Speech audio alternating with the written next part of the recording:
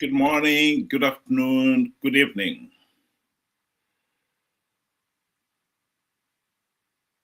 2026 is here.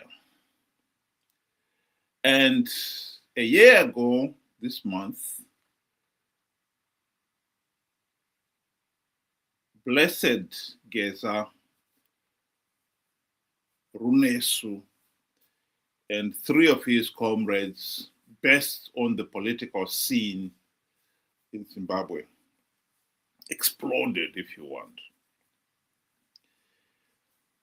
to start what he called the Geza Revolution. A year later, I think many people would agree that the explosion was more like a firecracker. Tonight, we'd like to talk about that. I would like to set the scene and start with a scene in the Bible. I know many Zimbabweans are Christians, and they're familiar with the story of David, King David. I particularly like this scene because this is the point where Samuel realizes David and his potential. I'll just play a short clip of it. It's from the movie The House of David.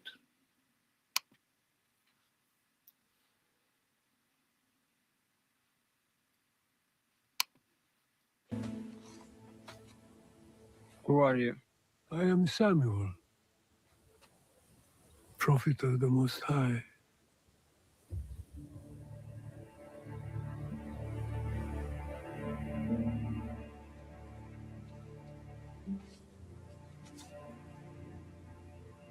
Look at me, son of Jesse.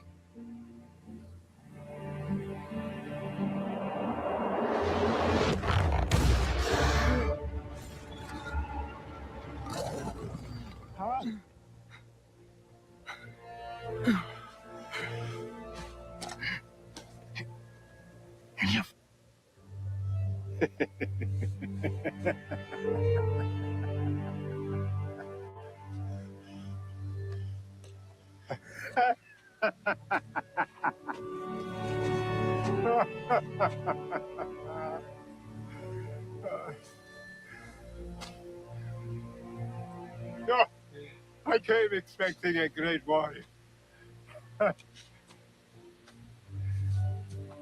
And yet God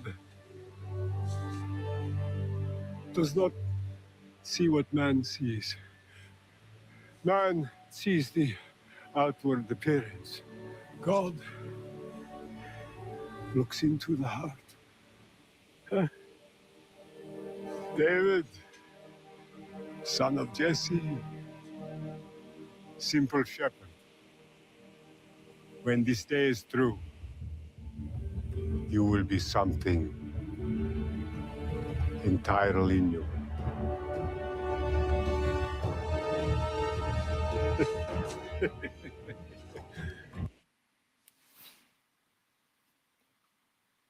I think for ordinary mortals, we only see the outward appearance and we pick our leaders on the basis of what we can see. But sometimes we have the opportunity to see who those people really are. If we only bother to look at their history, their background. We cannot pretend that leaders like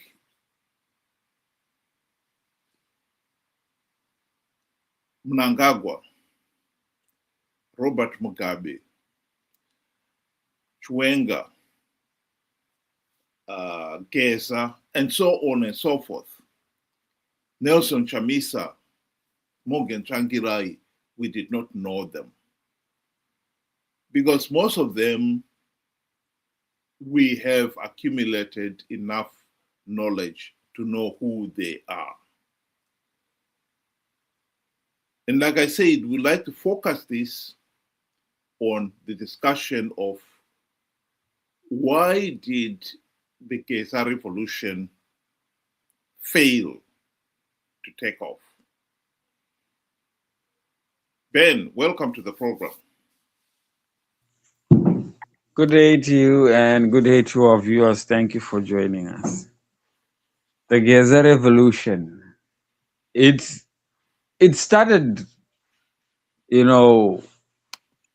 with a bang. Everybody was running with the story. I mean, this was big because this was ZANU-PF, infighting, and it had shown that there were cracks within their so-called strong system, and people were wanting to know how this was going to pan out. So from there, I think people were very, very excited to find out what's the end result. Where's this thing going? But within that, excitement and commotion, I think there were a few level-headed people in Zimbabwe that managed to stop, look, listen, and learn. And that is the problem with most of our people. That is the problem with the mob. They never stop to look, listen, and learn. They are quick to make rash decisions, take sides, give a verdict, and so forth. But like I said, there were a few people that said, hold on a minute, what exactly is this guy talking about? And then when you start playing over the videos and having an open mind, that's when you say, hold on a minute, this guy is not really talking about our freedom. This guy is wanting that top position for himself. He wants, and exactly what he says is, he also wants those big cars. He wants a motorcade as well. And then, when that clicked to the level-headed, it clearly showed it was never about Zimbabwe. And the good thing is, the message was hammered home to those that could not see. The message was hammered home before people risked their lives and livelihoods to join a battle that wasn't theirs. That is how I would interpret the Geza revolution. Started big because we know, the mob is always, and that video that you played at the beginning, that is the truth. We look at the outward, the very immediate, and we run with it. And we don't dig deeper to see why, how. And then that's when we get the true answers. Well, let's listen to Geza himself give a summary of what he thinks this revolution was all about. Zimbabwe. Ni blessed Runes Geza, comrade bombshell. Mune Zimbabwe ndinogamuchira ino paro dzokutanga ndoda kutendai zvikuru nebasa ramakaita mugore ra2025. Pakaitwa maachievements mahombe. Achievement hombe raakwanisa kuachivha, takabatana pamwe chete nepobwe yeZimbabwe inyaya yekuti takamisa 2030 vachida vasingadi 2030 takaimisa, right? Saka mhuri yeZimbabwe tinokutendai, ngatirambe takabatana. Tava kupinda mugore ra2026. Gore ra2026 igore rekudzosera masimba evanhu kuvanhu. Saka gore ra26 pane maprogramu akawanda atakaronga ekuti power idzoke, tobvisa vanhu vedu musungwa, right, wejob raMnangagwa nezvitaranda zvake. Saka This raises an important issue here. As much as people would agree that when Geza and his three comrades, based on the political scene, and called the Mnangagwa 2030 agenda bullshit, that gave people the confidence to denounce it. They were saying something that many people out there wanted to say, but didn't have the courage to say it. So that point is taken. Why did it fail to take off? Why was it a lead balloon that never took off and could never take off? The reason why that was the case is because these people, our friend Geza and his colleagues, who are now saying we want to give power to the people, said the same thing during the fight for independence. And when the country did finally gain its independence, they never gave the people the power. 45 years is a long time for one to deny the people their fundamental rights. And when you look at the way ZANU-PF denied the people their fundamental rights, you realize this was not just an accident. This was a calculated thing. This was a systematic and calculated move on the part of ZANU-PF. The people have to learn to differentiate between heroes and mercenaries. Heroes fight for a cause. Mercenaries may use the cause as a smokescreen to push their own selfish agenda. The people of Zimbabwe cannot deny that ZANU-PF has never committed itself to giving the people their fundamental rights and freedoms. Yes, they use that as a smokescreen to mobilize the people to fight for independence. But before the country could even cast their first vote in 1980, the guys had decided they were going to take over and deny the people their fundamental rights. This is what happened, and we cannot deny it. And I believe the reason why the Geza revolution never took off was because the people knew who Geza, Chiwenga, Mnangagwa, Mugabe, and the whole ZANU-PF regime were. These were thugs. They were only pretending to care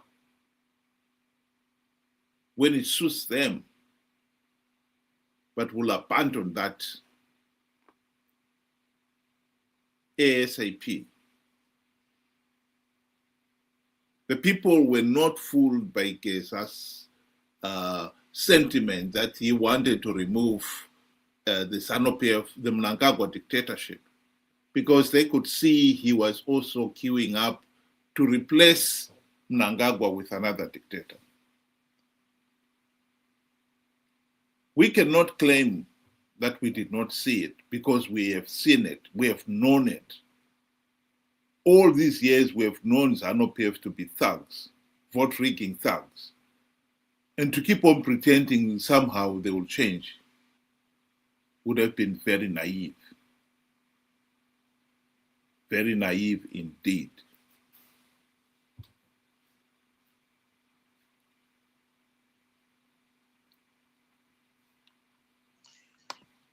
One did not need to actually go back all the way to 1980 to know what Geza and company are all about. One had to just listen to the first interview and know that it was nothing about free, fair, and credible elections. There was nothing about the people's choice. It was a done deal. And I think, and I should say well done to the people of Zimbabwe for realizing this. And those that managed to correct others, well done.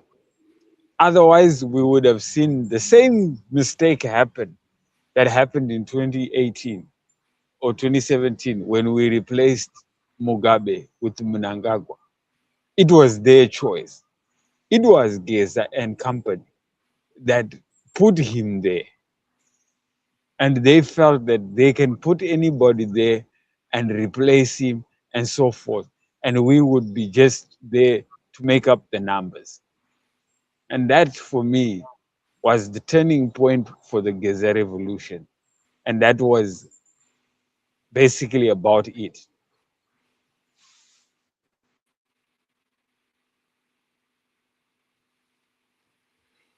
Well, the other interesting development here is what also happened in the opposition camp. 2023, millions of people were conned by Chamisa to participate in those flawed elections because they believed Chamisa when he told them that he had plugged all the vote rigging loopholes and Triple C was going to win big. I would like to believe that people have learned their lesson from that. I'd like to play this video clip of Chamisa making that promise because it is an important historic fact. Makorokoto Zimbabwe nokuti hakuna munhu anomira kana denga raronga plan. Denga raronga plan, denga harifoiri. Plan yaMwari haifoiri. Ini ndatanga kugadzira cabinet. There is no way we are not going to form a new cabinet. There is no way we are not going to have a celebration. There is no way we are not going to have an inauguration. Let's start preparing for our inauguration. Let's start preparing for our celebration.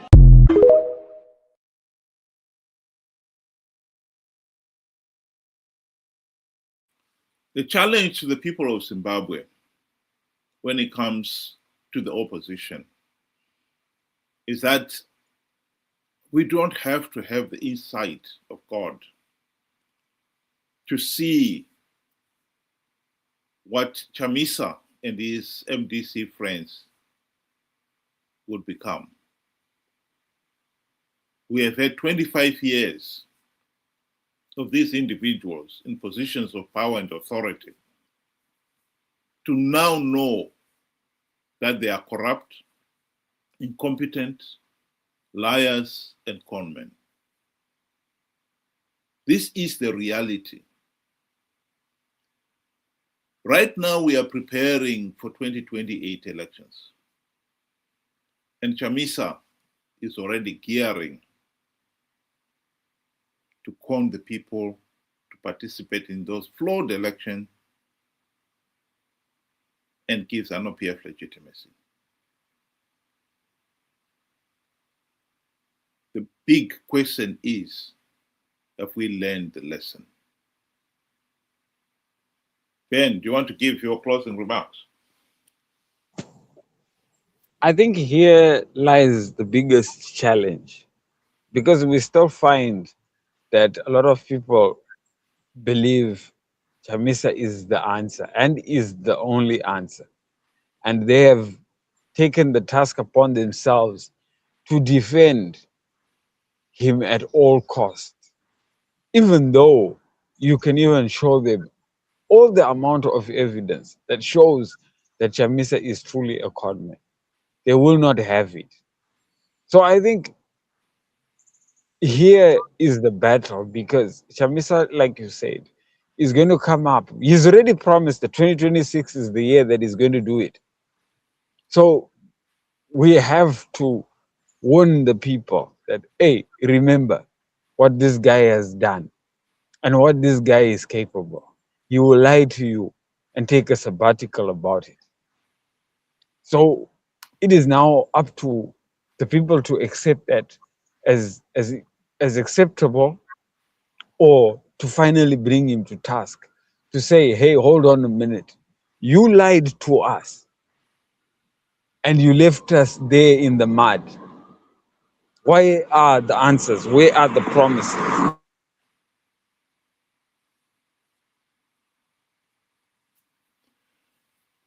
Thank you very much, Ben. I'd like to remind the listeners out there that you can join us on this platform on Saturdays or Sundays, 6 o'clock UK time, 8 o'clock Zimbabwean time. And the link was shown on the bottom of your screen. It's being shown on the bottom of your screen right now. And we use the same link all the Saturdays and Sundays. So you're welcome to join us. I just want to conclude this with a video clip, a recent one, of Chamisa addressing some of his followers.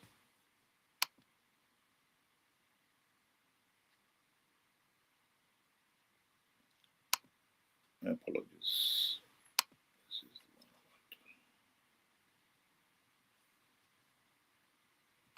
I want.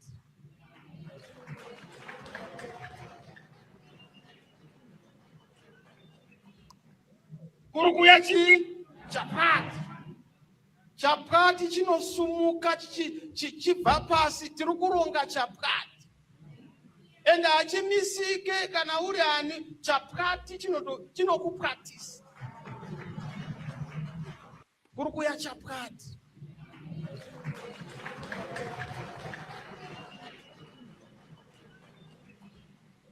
Kurukuya chapati. Chapati chinosumuka chichibva pasi, tiri kuronga chapati. Ende hachimisike kana uri ani, chapati chinokupractice. Well. Sometimes in history, those who do not learn from the past are always invariably going to repeat the same mistakes over and over again. Chamisa is gearing to tell the people that this time he's going to win 2028.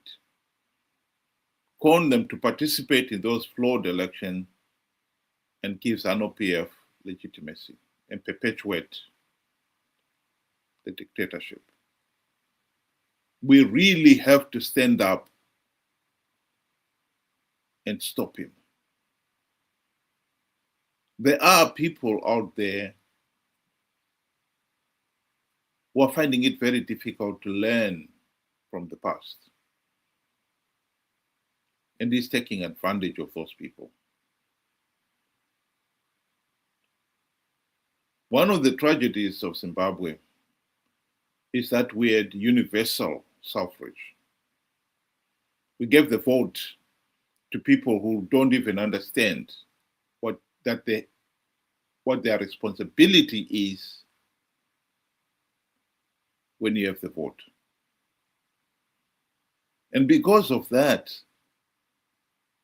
we found ourselves in a situation where many of our Zimbabweans are gullible, ignorant, and naive, and they are easily conned. Zimbabwe has had 45 years of independence and 45 years of rigged elections. This is an outrage. We cannot allow it to continue. And yet, if Chamisa is allowed to con his followers in their millions again, he will give ZANU-PF legitimacy. And we will have yet another rigged election and drag the nation deeper and deeper into the political, economic, and social abyss. We do not need the insight of God to know what is inside the vessel. We know who Chamisa is. Chamisa is a liar. He is a conman. He is corrupt. He is incompetent. He is not a demigod who can do no wrong. We just need the common sense to apply that knowledge. I seriously hope that 2026 will be the year when more and more people will open their eyes and their minds and see leaders like Chamisa, Blessed Geza, Chiwenga, Mnangagwa, for who they really are, and not to be easily conned into believing their idiotic lies and be conned to participate in flawed elections only to perpetuate the nation's suffering. We owe it to ourselves, to our children, and posterity to put an end to the madness of rigged elections. Thank you very much, those who were able to join us tonight, and I hope you'll be able to join us tomorrow particularly, and join us on the platform if you can. Good night.